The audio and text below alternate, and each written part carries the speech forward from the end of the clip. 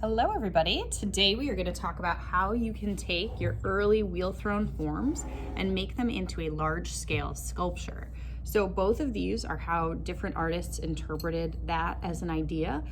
This one is more of a traditional vase, but it was created by one wheel thrown piece from here to here, another piece from here to here, and then a third piece to do the top. And this piece, you can see it's pretty seamless. You don't really see the connection between the two. Or between the three pieces together. This one, we see a lot more variation. So down here we have a wheel thrown form that's been carved. Here is another wheel thrown form. This could be created out of two separate ones as well. Here we can see that there's a separate one with more texture kind of cut in, and then we have another one up at the top and then a lid on top. Really, this assignment, I want you to play around with attaching pieces together, play around with cutting them, trimming them so that you can make something new and exciting. Even if it doesn't at all resemble these, that's okay. It doesn't have to be a certain height. I just want you to play around with multiple wheel thrown forms to create a new type of sculpture. All right, so the things that we're really gonna focus on in this video are listed right here. So we're gonna talk about the stages of clay and why those are important. We're going to talk about balance, we're going to talk about measurements, and lastly, unity.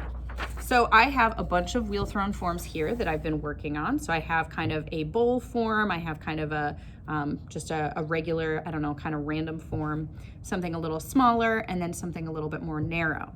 So at first, when you are creating and putting these together, you have to have them all be the same stage of clay. Okay, what does that mean? We're looking for these to all be leather hard. So if you're not ready to start working with them yet, I would say leave them a little softer than leather hard. Remember, leather hard, you should be able to bend the walls just slightly. The walls shouldn't be too damp. They shouldn't be looking white. So for instance, this piece, I can start to see the edges are turning a little white. It feels pretty hard. I can't manipulate it at all. So this one, I would want to wrap in wet paper towels. We're trying to keep them all the same stage of clay so that they go together well. If you instead attach one that's really soft to one that's really hard, ultimately they might crack and not really stay together. So first step is to make sure they're all the same stage of clay. In your designs, you want to start thinking of how these pieces can go together. So instead of starting with sketching, I might just start with playing around with what happens when I set some of these on top of one another.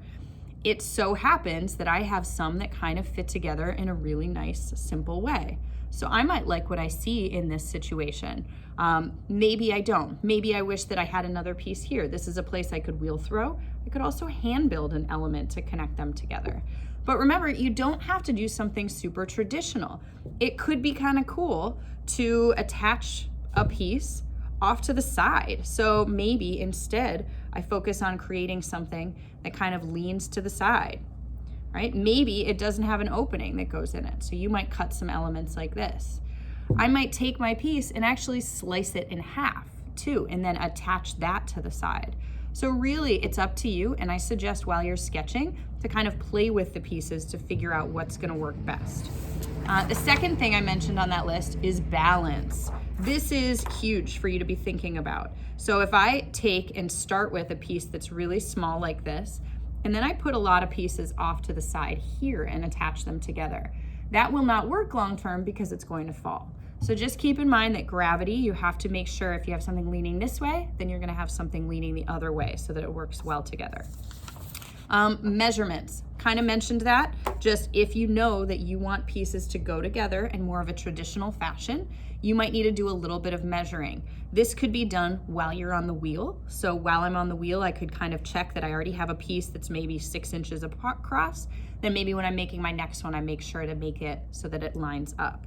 Another thought is that you could go back and cut it. So if I wanted this one to line up with this form, which they obviously don't, I could go and slice along here so that it would be more of a similar size to fit on there. All right, and then the last thing, unity.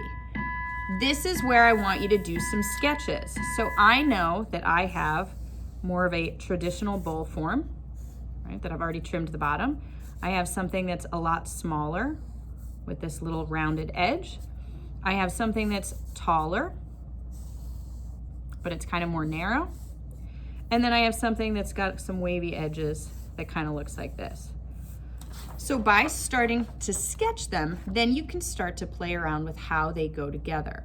Another option for you is, since I want you to have some sketches with them going together, you can also photograph. So if you know that you want to have these two pieces attached together somehow, you can take a picture of that to kind of help you with the drawing.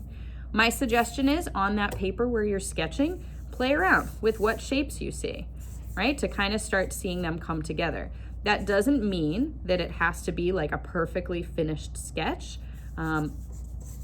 It might be kind of nice to figure it out as you go on paper, but it doesn't have to be like perfect and finished. So maybe in another one, I'm gonna attach this piece off to the side and then have a piece come down on the bottom.